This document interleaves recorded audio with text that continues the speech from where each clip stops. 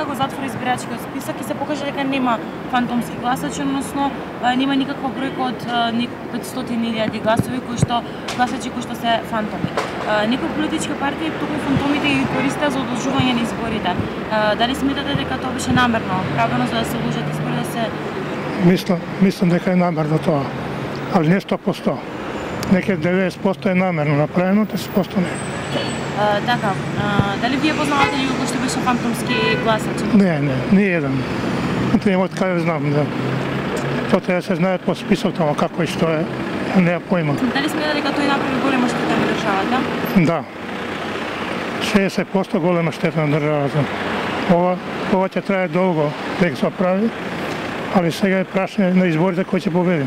Дека се однесеш против државата си, значи ти мора да одговара некој. Не може така да биде тоа. Некој се прави што сака, не може. Се знае, Македонија е една. Чувањата беа дека има многу голем број на фантоми. Бројката беше се одеше со некоја бројка од 500.000, па се намалува. 500 па на 300 и нешто, па сега 5. Дали сметате дека тоа можеби беше некоја политичка игра? Верувам. Многу игри се во оптек и таа игра е сигурно. Не да ја направи штета, огромна штета ја направи, меѓутоа не беа во прашање само фантомите, кој знае колку други работи посреди тоа се кријат.